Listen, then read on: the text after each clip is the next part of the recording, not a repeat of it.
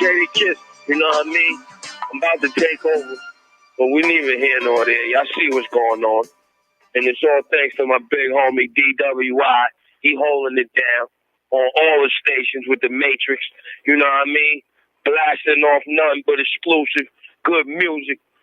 So make sure y'all stay tuned. DWI, keep holding me down. DWI Radio, blasting off real big. The Matrix, you hearing it first from your boy Jada Kiss, and it is what it is. Kiss my ass.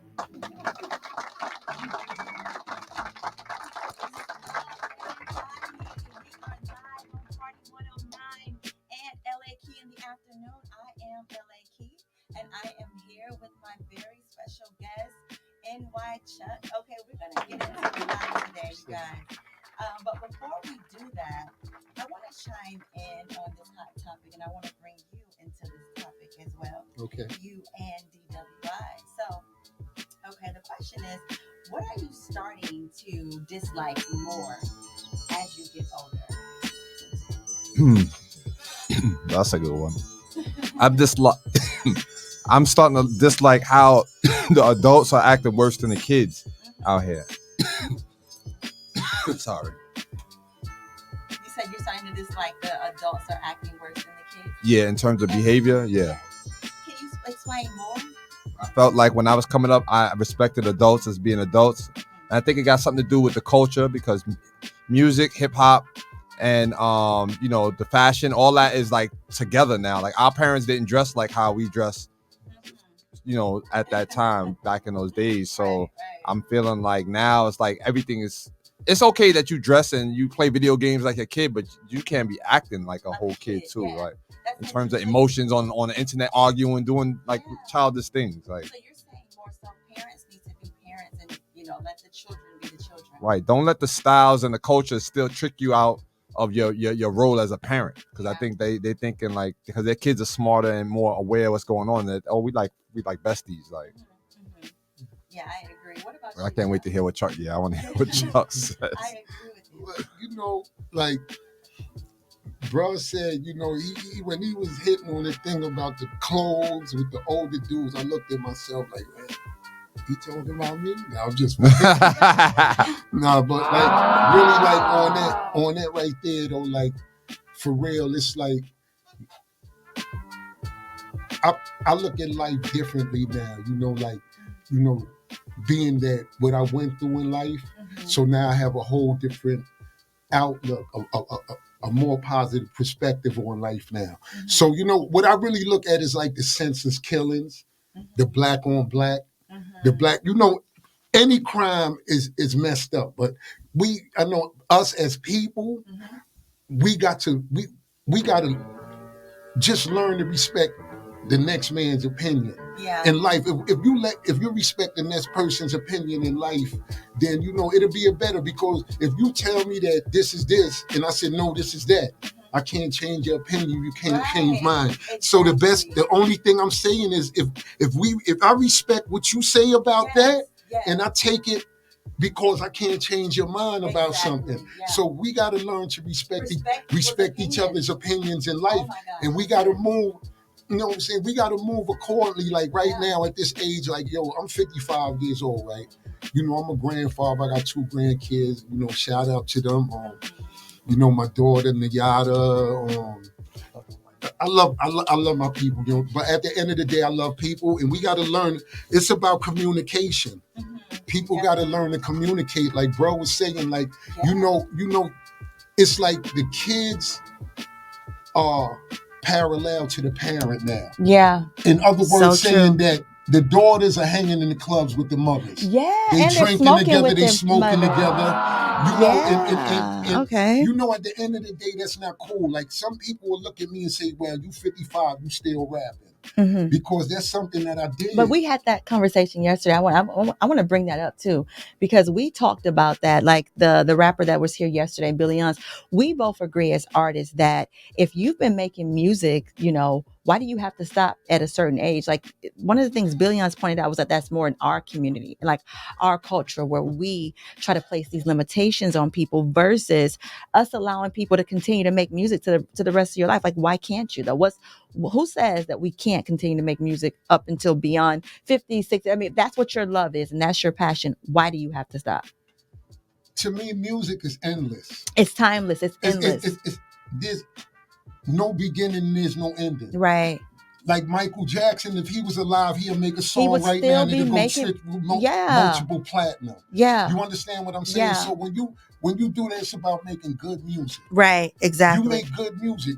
I don't care what you do, whether it's salsa, whether it's merengue, or you know that whatever you do, if you do it to perfection, and you could get the crowd moving, exactly. They don't care how old you are. Yeah. They don't care what condition you're in. You know, like you might have one leg or something, but you got them moving. You got them moving. And that's what it's about. That's what it's about. And that's why we have to stop putting these ceilings on people and stop trying to limit them based on society or whatever it is that causes you to say, well, you shouldn't do this at this age. Like, what's the limitation though? There's no law that we can't do this or that, or you can't do this and that, you know? And especially, you know how you were just even saying about with the young people, with the mothers drinking with the daughters and smoking with the daughters and stuff like that. That's not necessarily always a good thing, you know, when people, I have to say my mom doesn't do drink or smoke or any of that. But one thing about my mom, she always says, I don't do that with you. You know, like I don't play in your age group. Like that's your age group, you know? She's the mother. She's the mother. Yeah. I'm the daughter. Right. The line was drawn. Exactly. The line is not drawn these days. It's not drawn these days. No. The line is not drawn these days. You know why? Because it's not even the kids' fault. Because the kids only do what they see the parents do. Exactly. I agree with you on that. The first teacher of a kid is in the home. The first a young man's first girlfriend, first love is his mother. Yeah. A daughter, their first love is their father. Their father, yep. You understand what I'm saying? So it's like, you got to just look at life. When you look at life, you got to look at life from all angles. Right. People, they just got tunnel vision. Yes. In life, people got tunnel vision. My vision hit all cylinders. People don't know that about me. That's good to say that, though. Talk about that. Get into that. Yeah, no, like I hit on all cylinders. When I look at life, if somebody tell me something, I don't just look at what they say. I look around at what they're saying. That's good. Because you can't just have tunnel vision in life. And a lot of people just got tunnel vision. Their vision don't expand. It don't expand beyond what they're seeing in front of them. Yeah. But what I see in front of me, I look around it. That's good. That's what I do. Yeah. I look around it. You know why? And I don't know what it is about me, but I always pay attention to detail. When people think I'm not paying attention to detail, I pay attention to everything people say. That is good too. You know what? And I take inventory of everything people say to me. Yeah. Because in everything in life, there's significance in everything that a person says to you in life. You dropping gems. But you gotta find the truth in what a person is telling you. Exactly. It's just like, it's just dealing with energy. Yeah. You know, you got potential energy and kinetic energy. Potential energy is what a lot of us have. It's the energy that's potential is there, but it's not kinetic. When the energy becomes kinetic, now it's in motion. Oh, okay. Kinetic energy is energy in motion. Wow. Potential energy is just energy that's there. Okay. Now, me in life, my energy is no longer potential. No longer potential. It's kinetic. Wow. Okay. You understand what I'm saying? I'm pushing forward to do something positive. I love that. And so speaking of that, you're pushing forward to do something positive. We're going to move into the reason that you're here is to get into your incredible story. And I have to thank you again for trusting me with it, because I heard a lot of people saying, oh, I want to do Chuck's story. And you said, no, I want to bring my story to LA Key. And so, like I said, thank you for trusting me. And I want to get into as much as we can in this time frame. So I want to get right into the beginning of, NY Chuck. And now, first of all, was that the name that you were going by back when you were a child? Like, let's get into that first. NY Chuck came actually in the 80s. Oh, okay. My name in the beginning was Chuck Ross. Everybody in Harlem knows me as Chuck Ross. Okay. Okay. New York Chuck came. We was sitting down in the 80s and they was talking about New York Freddie. And we was all out of town. Okay. We was doing our thing out of town. And so one of the girls from New York, she just came out and said, they call him New York every day out here in North Carolina. So she said New York Chuck. And that name stuck with me ever since. Wow. She just said New York Chuck, because you know when you out of town, the out of towners call you New York. So they wasn't used to it. So when I brought them out of town with me, they start saying New York Chuck. Wow. And then it just started off. It stuck with you, right? Yes. Wow. Yes. And then that's the story of how you became New York Chuck. So let's go now that I know where this name comes from, because I love the name, by the way. Yes, I want to get into the childhood of NY Chuck. So Chuck, take me on the journey of the beginning of you, like where you grew up, you know, where did you begin, you know, like your journey as a child? Okay, Harlem, stand up. I'm from Harlem. That's number one. Shout outs to Harlem. I got to say that. I'm from Harlem. You know, Harlem is all I knew all my life. Okay. All right. I was born in Paterson, New Jersey. Okay. I left Paterson when I was about 1 or 2 years old. And my family moved to Spanish Harlem on the east side, over there by Johnson Projects. And I grew up over there, and then we moved over to the west side into Foster Projects. We moved into on Martin Luther King Towers, Foster Projects on 115th between 5th and Lenox. We moved there in 1978. Oh, okay. We moved there, and I've been there ever since. Really? Wow, that's nice. I've been there ever since, Okay. And how would you say, like, growing up as a child, were you what type of child was NY Chuck? Like, were you the good child? I was the black sheep. The black sheep. Yeah, I was the black sheep. I was the one that, you know, my father come out on the block and whoop my, you know what, get off the block. I'm holding somebody's package, 11 years old. Oh, so your father was in your life as a child? My father was in my life till he died. Oh, that's good. My mother, even though it was a very dysfunctional situation in life, you know, like I've been through a lot. Like I grew up in the group homes, like all my life. Really? Yeah. So how did you get from the parents to the group home? Like what? It was like, I was the black sheep. Okay. And my father always had a saying. He said, I would rather you be in jail than be on the street and dead. So he would have my mother sign me into all these group homes and this and that. That's where I grew up. That's why I know so many dudes in Brooklyn. I could go to any neighborhood in Brooklyn and Queens and I know somebody. You know why? Because a lot of them came from dysfunctional homes and a lot of them grew up in the group homes as well. And a lot of us, we just worked our way up to the big house. All them group homes was setting us up to end up where I ended up doing 26 and a half years in prison. That's where all them group homes and stuff led. But see, people don't understand. Like today, you might reach out to your man indirectly, but they don't understand. When you're going through something. Yeah. So, yeah. So you feel like, being in the group home, because we got to get into, like you said, one of the things that people don't know, and that's I didn't want to put on like social media in the quotes or anything, but that you did 26 years, you said? 26 and a half. 26 years and a half. 18 and a half. Yeah, don't leave out the half, because that half. That makes a difference. That's probably the hardest half, huh? The hardest, I'm going to tell you, the worst part of my bed was when I was coming home. Because that's when the devil sent everything your way. But don't tell us that yet. You got to tell at the end. Yes. Let's save that for them at the end. Let's talk about what. Okay, so look, you did 26 years, but you know, I'm sure all the viewers are wondering, how does one get there? Sis, you know I love you to death, right? Yeah. You my man wife. Don't leave the half out. Don't leave the half. 26 and a half. Yes. That half means a lot. The half is when you have to stop from hurting somebody. Because the devil sent everything at you. But like you said, we can get into that. Yeah. We get into that. Yeah, so I said the viewers are, I'm sure they're wondering, how does one get to that place where they do 26 and a half years? So what we're talking about, you were the black sheep of the family. In school, how were you? No, like, did you finish high school or what?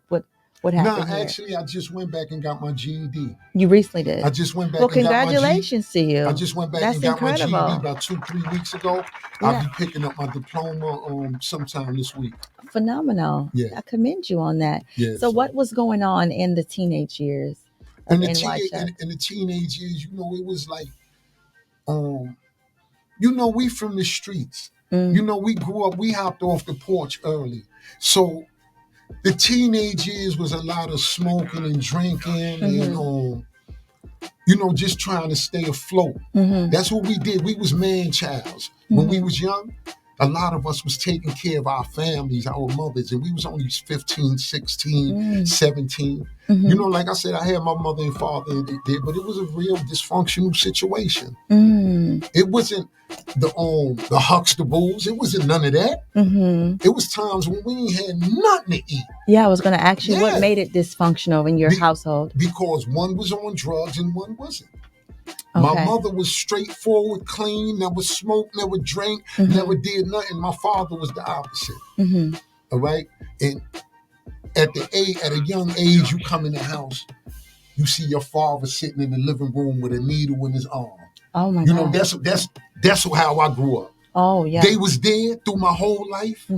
But my whole life, I saw my father do my mother dirty. I'm just keeping it real. Yeah, no, this is a good place to talk about it. Yeah. Now, I'm going to keep it a band with you. I saw my father do my mother filthy. If I ever got to do to a woman what my father did to my mother, I would never be with a woman in my life.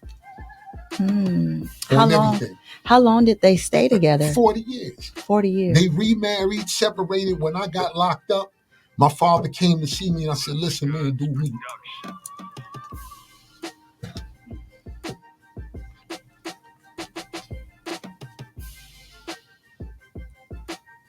Take your time.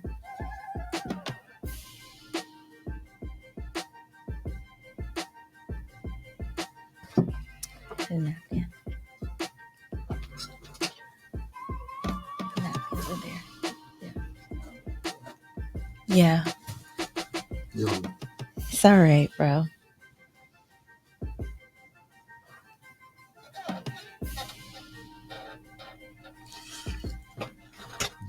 That's just, you still remember that, that was trauma, experiencing that, I'm sure, like it still touches you to this day.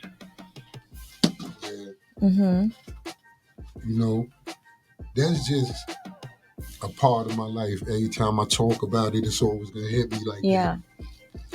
Because me and my mom, we became best friends. That's good. And the one thing I regret is not listening to her. Yeah. What are some of the things she told you that you regret not listening to? All the shit a loving mother tell you to do.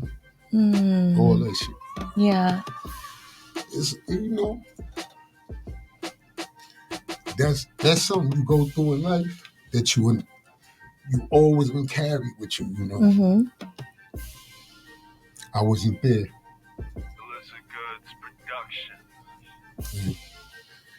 But it is what it is. I grew up hard, But I don't give a fuck about shedding tears excuse me. I don't care about shedding tears.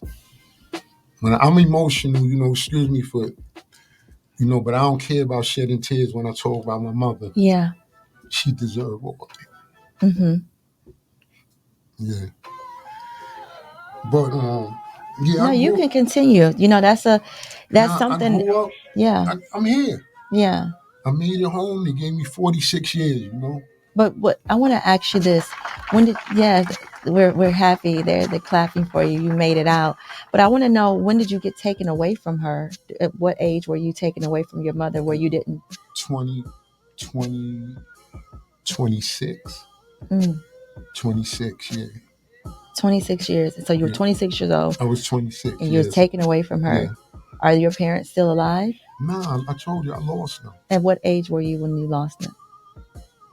And my father died when I was like 48. Okay. Not too long ago. Not too long ago. Not too long ago. And then what about your mom? My mother died. She died right after him. Oh, so she just recently died too? Yeah, like, and not recent, but I was You said you're 55, you said? I'm 55. And you lost them at 48? So they haven't been dead 10 years. No, I think you was 48? I had to be younger then, right? Oh, yeah. I had to That's be what younger. I'm saying. You must have been. Because I was in the Supermax. I was in Supermax in North Carolina. Okay. Yeah, they kept me in the Supermax. I was in there 18 and a half years. Okay, when they died. Yeah. Okay. I was in Supermax. And when my father died, the chaplain came to my room. The lieutenant, he said, Green, the chaplain want to talk to you. The lieutenant came, he said, the chaplain want to talk to you. Mm-hmm. I went, they said, your father died. I said, all right, boom, all right. You mourn that. Mm-hmm. You go through that shit, you know. But it's different when your mother go. Especially you being close to her. It's different. Yeah. Mm-hmm. It's different. So, but like I said, that's part of life. But that woman took care of me. She made sure I was good. How often were you seeing her when you were locked up? I saw my mother 2 times. The whole time? She came to see me on Supermax the first time. And I walked out. And they keep you in full restraints. The chains was all around my ankles, my waist with the block on it, behind my back. And I walked out and she just broke down. I don't care how old you was. If she was still alive right now, I'm still her baby. Yes. Yes. I don't care how old you no is. matter how if old your you mother's are. alive and she got her right sense, you still her baby. Yeah. So that's what it was. I salute my mother. I love her, yo. That's my peoples. Yes, that's a blessing, and that to have that relationship. A lot of people, even though you talked about, going through so much in your childhood, the beautiful part is that you did have a relationship with your mom, and that's something that they can never take away from you. Let's get into. You let me know basically teenage years, you drinking, smoking, getting into a lot of different things. What led you on? How did you get into 26 and a half years? How did you serve that many years? How? What? The case, how I caught the case? Yes. How did you catch that case? Okay. I got a lot of money in Harlem. Okay. A whole lot of money. Mm-hmm. All right. When you mention Chuck in Harlem on certain blocks, it light the whole block up. But on every block, a light lights up. Because on every block, every hood, every project, somebody know Chuck. And they love Chuck. That's a good thing. Okay.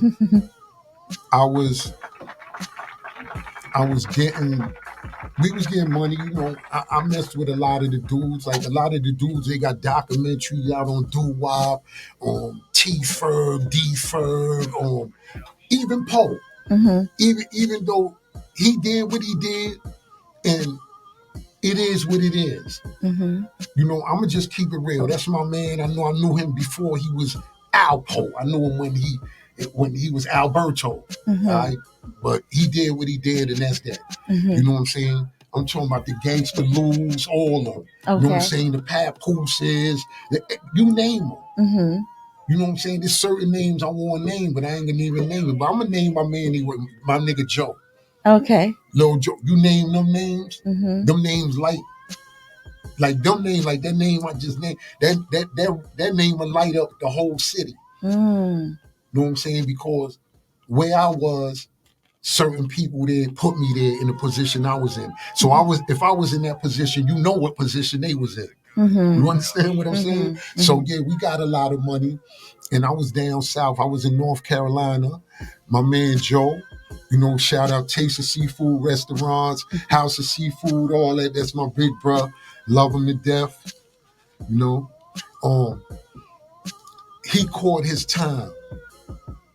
I think he did like 19 or 20. He did 19 or 20 years. And then in like a week before he got locked up, me and him was talking. And then I told him, I said, won't you just, go leave and break out? He wound up getting knocked and all that. He went, did his time, You said he got knocked? Okay. Yeah, he got knocked, went that to means the feds. Okay. He went to the feds. He did about 19, 20 years stand up. Mm-hmm.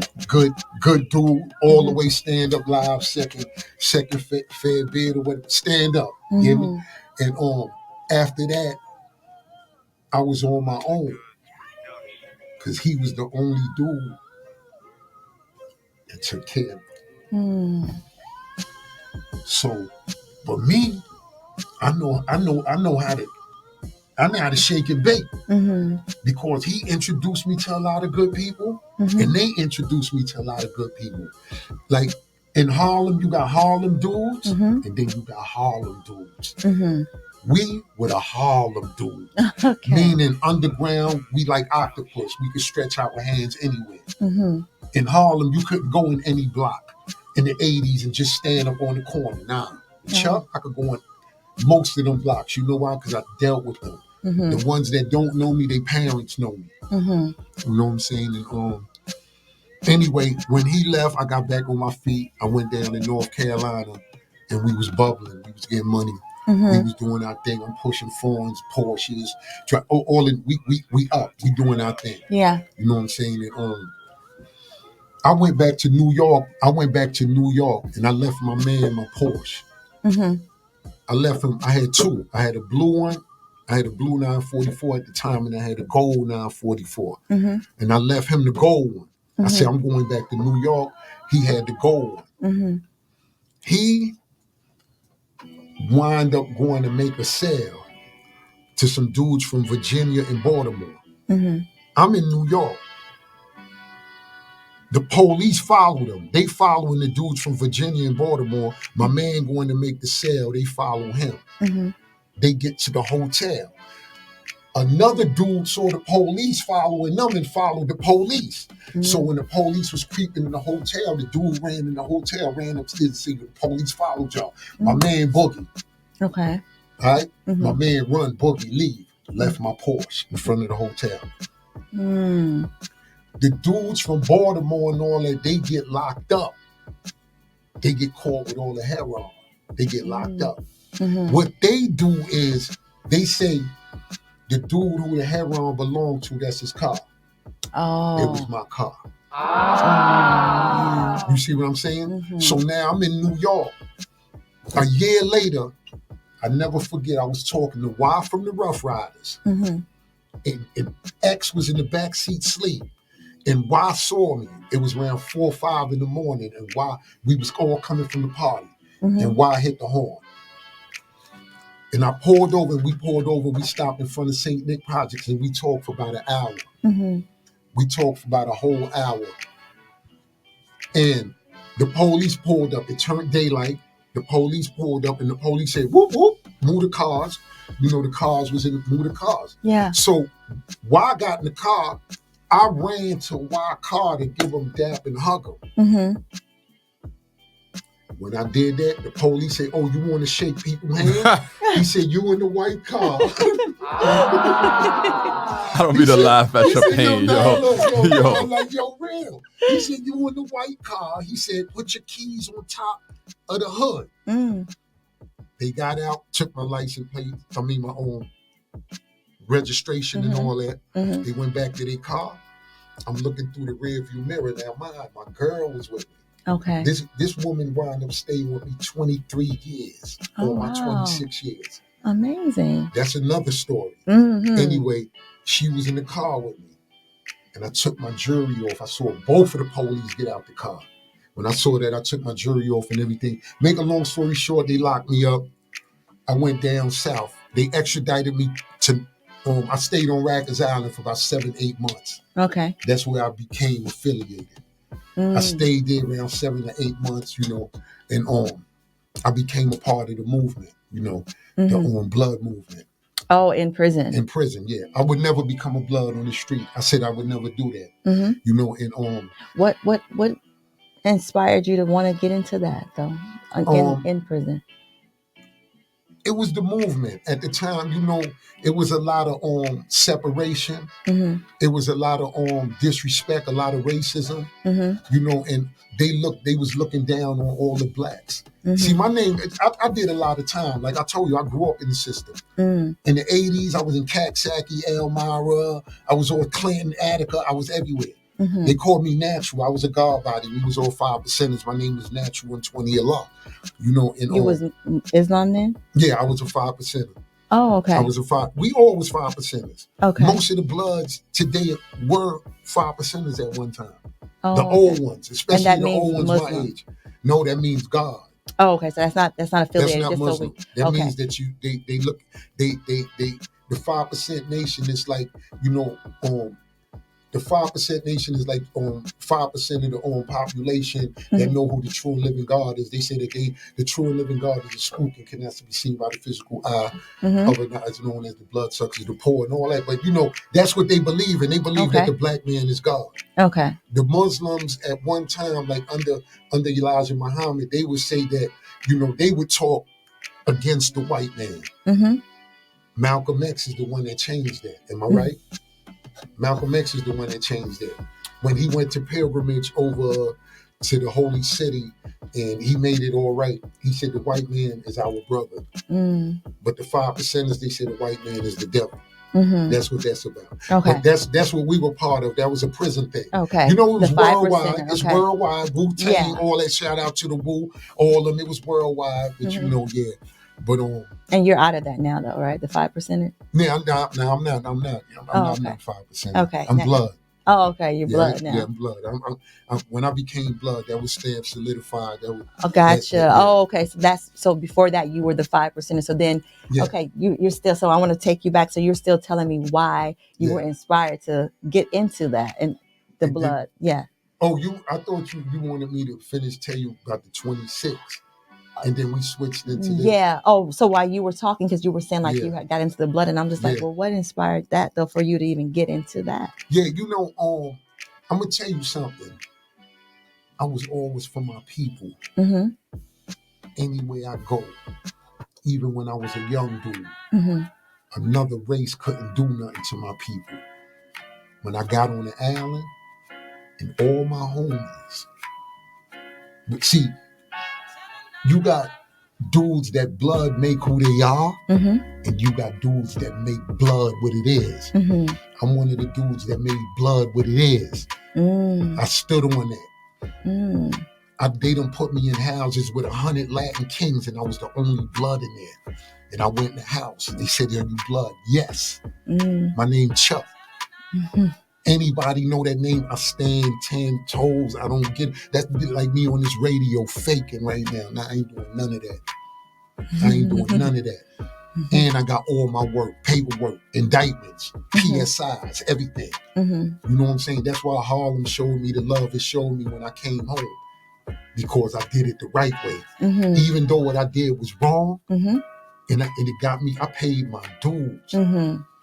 A lot of dudes don't know what oppression is. They lay in a room sleeping on concrete for 15, 16 days when they got the AC on and it's freezing outside and all you got on is underwears and t-shirt. Wow. 15 days. That's what they did to us. Wow. Everywhere I went, I started some of the biggest riots that ever happened in them states. See, me, I never rocked in New York that much. I was always an OT nigga. What's that? All the time. Out of town. Okay. I was always an out of town dude. I never really did my thing in New York like that. I did in the 90s. But most at the end of the 90s, I was out of town. I was moving out of town. So when I caught my time, now see the Bloods, they always came to me in my projects. They always came to me and asked me, did I ever want to be Blood? You know what I'm saying? They always asked me, did I want to be Blood? And I always said no. I said, I'll never be Blood. And the dude that was running it at the time, he would always pull up on the block. Chuck, I want you to be. He said, Chuck, you get money. You got the shooters with you. You got this. You'll rock with us. We taking over New York. And I said, no. But in the end, I did it on my time. You understand what I'm saying? And it was huge. When I came home, it was huge. You know what I'm saying? Frost and all them came home. All that was huge. When dudes like us came to it was huge. Because we wasn't just, we was getting to the bag. You understand what I'm saying? Yeah. We was getting to the bag. So that was kind of huge. But yeah, that's what made me come. Our people was getting dogged. They was oppressing us. You know what I'm saying? Like, you know, a lot of the bros I dealt with, Powerful, Lacey, shout out to them, let me see, Goo. You know, a lot of the dude, MK, a lot of the homies on Dizzy, my big homie Dizzy, a lot of the homies that I dealt with, you know, like Big Ears, you know, a lot of the homies, man. It's like, it's different. It's different, man. You know, the movement is so, I don't care who it is. I don't care what manner of people it is. I don't care how strong they is. I don't care who they are. You know what I learned about black people? When we come together, nothing or no one can stop us. Yes. Look what we do in sports.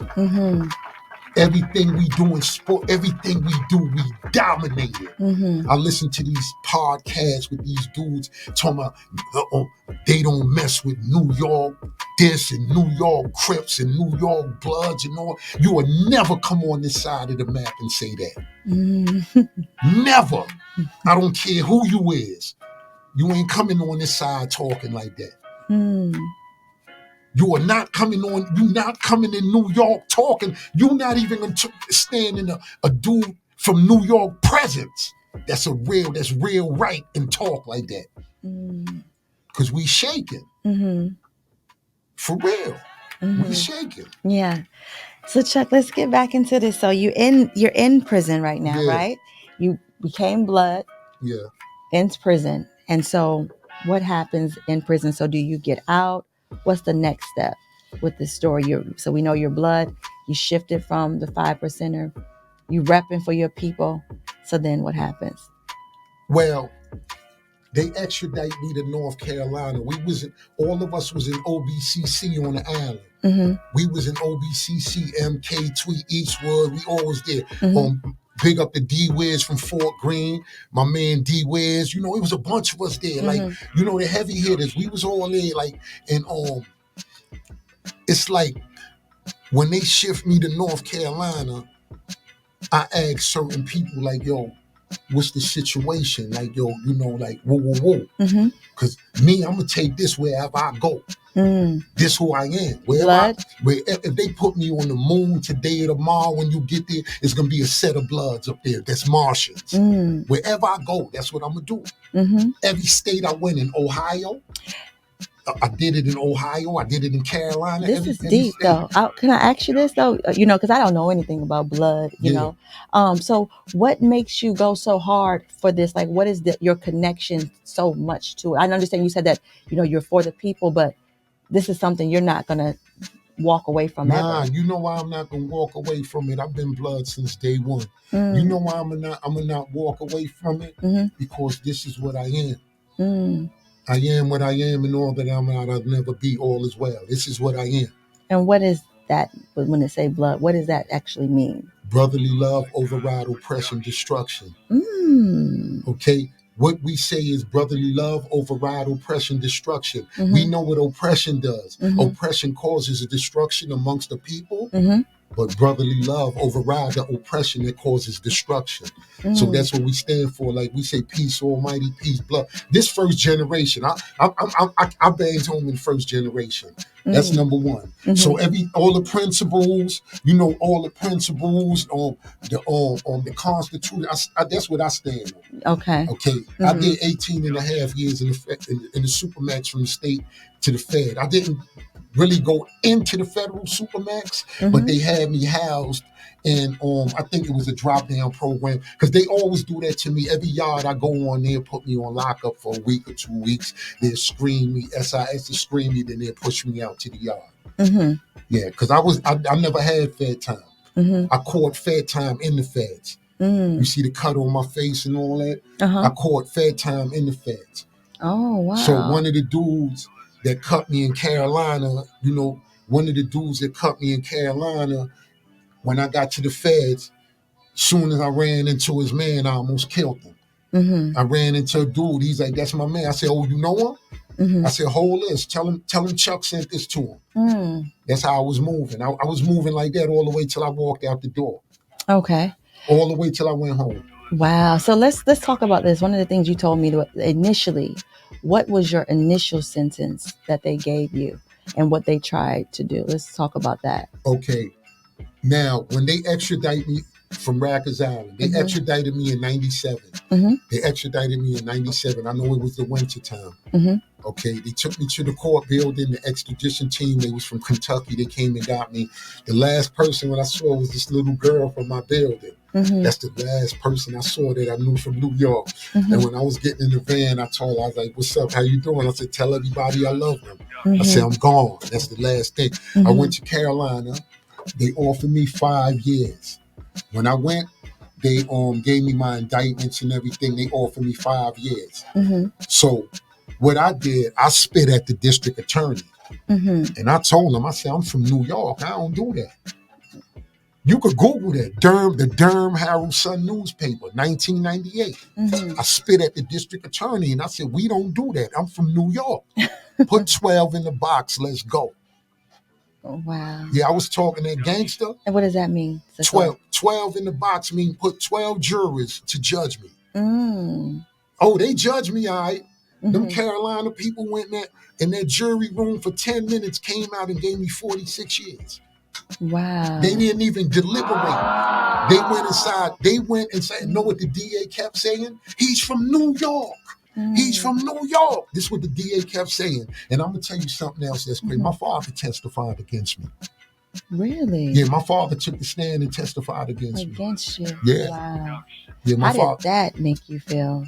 You know, like when you in this game, that's just what it is. See, when you spell the word game, you can't spell game without me. So when I jumped in the game, you spell game GAME. You can't spell game without me. So when I jumped in the game, I accepted everything that came with it. So when my father told on me, I accepted that. When them dudes told on me, the dudes that got caught with all the heroin in their hand, they walked in the courtroom, told on me, and walked out the courtroom back home with their mothers, fathers. They enjoyed their family. But me, I stand on principle. I didn't take 5 years. I took 46 years. My paperwork said life. Your husband got it on his phone. My paperwork said life. The indictment, when I say I just caught the dude, your husband got that on his phone too, the indictment. Yeah. Everything I talk about, I'm gonna show it in black and white. Yeah. I'm not gonna get on this because I know dudes get on here and they get exposed because they lying. Yeah. Like when I talk about North Carolina Bloods, yeah, I'm the reason that popped. Yeah, let's get into that too. Yeah, Chuck, I'm the reason that popped off. And so what we're saying is that you started the North Carolina Bloods. Yes. I'm going to say, I got to be careful. Okay. But yeah. Okay. All right. We're going to leave it at that. Yeah, my name Chuck. That's stamped. I'm the one why that state, why all these dudes from New York ran to North Carolina, I'm the reason. That's in the timeline. Who started that? That's in stone. I'm Donald G. I'm 1A Trey Gangster. That's who I am. I'm Chuck, a.k.a. Don Mussolini. That's who I am. You will meet Chuck and you will meet Mussolini because it's two different people. Who is Mussolini? Mussolini, a lot of people don't want to meet him. That's who Mussolini is. I'm Chuck. I'm Chuck, a.k.a. Don Mussolini. That's a lot of dudes don't want to meet Mussolini. A lot of dudes, they'd rather meet Chuck. Chuck gonna deal with you. Chuck gonna deal with you. Okay. That's just like in life. Everybody got God and the devil in them. Like I tell a lot of dudes, I be like, "Yo, I ain't got no problem with you. I don't know you. But if you got a problem with me, you the one with the problem."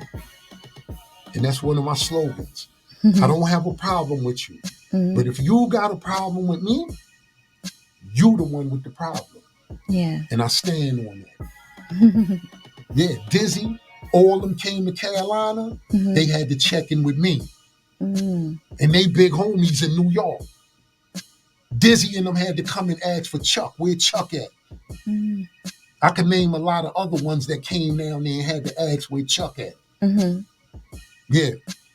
Chuck, I gotta ask you, how did you, being in there that long, what are some of the most difficult moments you would say that you had facing that 46 years initially? I'm going to tell you, when they gave me 46 years, I didn't care about God. Listen when I tell you. I was putting that knife in everything moving. I didn't care about nobody. Police, knife. Female police, knife. That's who Chuck was. That's Mussolini. Yeah, all right, you Google that. My name is Vidal O'Neill Green. Prison number 0550460. Do the history. My prison number, Vidal O'Neill Green. Federal number 01914-122. I gotta ask you, why you speaking on that, when you said when you didn't care about anyone, when you was in the female police officers, what were you so angry about, for those that are listening? Like what was going on? You know what it was? It wasn't anger. I just knew I was going to die in prison. You thought you were? Yes, I thought I was going to die in prison. Okay. So that's why you were doing that. I didn't care about nothing. My paperwork said life. When my mother and them saw that on the computer, my mother almost had a heart attack. It said life when they first pulled me up. So when you living like that, you don't care about nothing. The only ones you care about is those that care about you. That's why I always say, like the God body, you got to say, many shall come, only few shall be chosen. And those are the ones that chose themselves. You understand what I'm saying? Like me, I know I became Dr. Phil in the feds. Sitting down with them little gang members, talking to them, listening to their problems. And I always had a solution for them. That's why I'm Chuck. That's why you're Chuck. And you got to tell them, because our time is winding. But before we get out of here, we're almost there. But how did the time shorten from 46 to 26 and a half years? What happened to bring you there? Okay. In the beginning, they took one case and they turned it into two cases. They took one case and turned it into two. They gave me 220. When I blew trial, they gave me 225 to 279 months for trafficking heroin by possession. In prison? In prison. Okay. That's what they gave me. That's 18 and a half to 23 years. 225 to 279 months for trafficking heroin by possession. And then the judge said, I'm going to run it on consecutive. So I looked at the DA and I said, my lawyer, and I said, consecutive? He said 225 to 279 months running consecutive for conspiracy to traffic. Conspiracy. My lawyer said, hold up, who did he conspire with? Nobody took the stand. The police took the stand in my case and said they had no evidence linking the drugs to me, period. So I just took 46 years. I took that. I took that on the chin. That's how I done got stabbed up. You see all the stab all up in my face, all that. Since I've been down, but you know what? If I got to do it over again, guess what? I'm going to do it the same way. You know why? Because I took an oath. I took an oath, and I'm gonna stand on all of every dude that know me, that'll listen to this station. And I know a lot of dudes listening. You know what they saying? That man speaking facts. I ain't never ducked no wreck. I never been a troublemaker or always been the peacemaker. But when you disrespect blood, we shaking. We shaking. On the Fed yard, that's what they said. My man Preem, Guy Fisher's son, just called me. If something happened with his phone, he was gonna call him. Guy Fisher's son was in the Feds with me. Yeah, but You know, it is what it is. Talk about why you're here, Donald Trump. Yes. Let's talk I about was going to that. get to that. Yeah, because when I was locked up, I kept sending my appeal. I lost my appeals on everything. They had absolutely no evidence. My case was in the fourth district. The fourth circuit is the most conservative circuit in the federal system. Mm-hmm. And my case was in the fourth circuit. I did I was in my 18 and a half years in the Supermax. Mm-hmm. I read every law book that they had in the law library. Mm. I could go in a lot of these cases right now and beat them right now. Mm. That's how much You educated yourself. Yes, I did. That's incredible. Like I said, I just went and got my GED. Mm-hmm. I just went and got my GED. But anyway, Donald Trump, they called me and they said, it was 4 in the morning. Mm-hmm. Big up to my man Lex, the King, Latin King Lex, on King Lex. Love you. I just spoke to him today. That's my man. He called me when I was on my way down here. Matter of fact, he called me when I was in the studio. Big up to him. He in Hazleton. Mm-hmm. Hazleton on USP. That's where I just left him at. I've been home like 2 years. Tomorrow will be 2 years for me. Tomorrow will be 2 years for me. Congratulations. They came to my room. And them people told me, I'm in the room. It's like 3 in the morning. Me and my man up, we just chopping it up and talk. They came to my room and the CO said, Green, he had the paper in his hand. He said, pack your bags, you shipping in the morning. So I was like, damn. I said, yo, Lex, I'm out. He said, no, you going home in the morning. That's what the CO said. And I said, well, I just caught 9 years. The indictment you got, I just caught 9 joints. Wow. I just caught 9 joints. He said, like, you going home. So I'm like, man, get the F away from my door. Mm-hmm. Right? I said, get the F away from my door. I'm not going nowhere. I just caught 9 joints. Now mine, in the process of me catching the 9 years, right? Mm-hmm. They took the case that they did like this, and they did like this with it. Mm. So it made it 23 years. Mm-hmm. And now I got 22 years in. Mm-hmm. But now I done caught 9 years. Mm. So when my release date came, I'm sitting in the cell and I just went to the mirror and looked at myself. And I said, if you're not the dumbest dude in the world, I said, if you supposed to be home right now today. And then Donald Trump passed the First Step Act. He passed the First Step Act. Mm-hmm. I fell under the criteria. Mm-hmm. And I went home. I left everything. Mm-hmm. I just walked home. I just had on a sweatsuit. I just took my pictures. I left everything. How did you feel? Though, tell me that feeling as you're getting ready and you know you're leaving and you're about to step out. How did you feel inside? It still ain't registered yet. Mm. I've been through a lot since I've been home, but it still ain't registered. That you're here. That I'm here. Wow. Sometimes I wake up and I think I'm going to wake up in a cell. Mm-hmm. And I wake up and look around. I still call the living room the day room. Hey, look, when I'm going in the day room to look at TV. I'm talking about the living room. Mm-hmm. I call dinner child. Wow, that's because you spent so much time in there. I call dinner child.